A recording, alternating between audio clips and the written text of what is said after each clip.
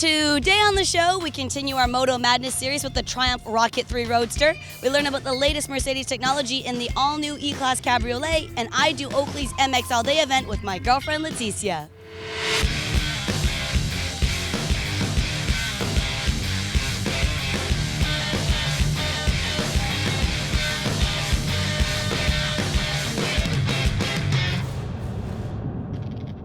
Welcome to the Auto123 show. I'm Donna mailing Parc, here to remind you that driving is indeed a legitimate hobby. To prove my point, let's pull into the pit stop.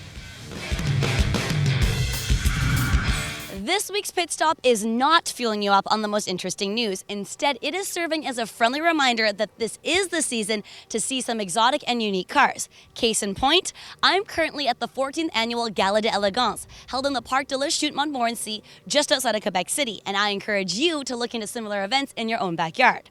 Now, it wasn't easy work. After hours of oohing and awing at over 800 different cars, I did come up with a list of 5 cars to feature. One of the greatest things about grassroots car meets is the fact that, as the name suggests, you get to meet the owners of the cars. There is always a story. In at number 5 is a 1971 Plymouth Roadrunner. Note the icon on the grille. This is the very car that some argue defines Plymouth's endeavor into muscle cars, even more than its GTX big brother. Its following is dedicated, and this impassioned owner even shared his pictures with me. This car took 6.5 years to restore, and custom parts had to be built by hand. What a passion project. Beep beep. Lesser known names and brands are another novelty at car shows. Remember Essex? I don't, but I did really enjoy learning about them and their Super 6 engine after spotting a beautifully restored specimen right alongside the car that earns my number 4 spot. I can only imagine that this was a real barn find. Details were sparse, but this bad boy was labeled as a 1929 model. 1929 was a high point for the Detroit-based company, which later sold under the parent company name Hudson. While it was an affordable car at the time, check out the fit and finish. Plush velvet seats and engraving on the dash and door handle. Plus, it's got quite the back seat. Now, my number 3 entry is actually a tip of my hat to my friend and colleague Matthew St. Pierre. In honor of his unyielding love for station wagons, I found this exemplar. With an icon on the hood of the Spanish explorer who inspired its name, the DeSoto Suburban is a car that I'm sure would still be an excellent choice for a road trip. It is a Chrysler product, but its luxurious trim still resonates. Is that real wood on the roof? Oh, 1950, you sure knew how to outdo yourself. When the door gets opened for you on a car like this, well, how can you say no? I'm not the biggest fan of station wagons, but this is one that I definitely do like. Two-tone green with sable interior? Yes.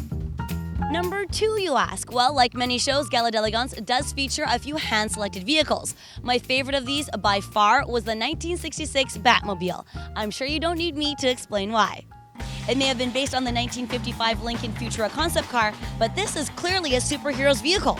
I can't attest to whether all the buttons and gadgets perform their designated functions, but they are all perfectly intact. I can also tell you beyond the shadow of any doubt that flames do get thrown. And I'm not totally sure, but this might be a fully restored vintage Robin. Now, drum roll, please. My favorite car of the entire day should come as no surprise to anybody that knows me at all. It was out in droves, and yes, it was and is the Stingray Corvette. While multiple models caught my eye and monopolized my attention, in the end, it was a white 1971 Stingray Corvette with its unmistakable curves and sexy hood that made me weakest in the knees. It made me revisit my lifelong dream to find a beat-up old Ray and restore it exactly as I want it. Right now, I'm thinking metallic mint green with a white leather interior. I didn't need the extra encouragement, but the sound of that engine and the opportunity to sit in the driver's seat left me with only one thing to say. It's really great. I don't want to get out.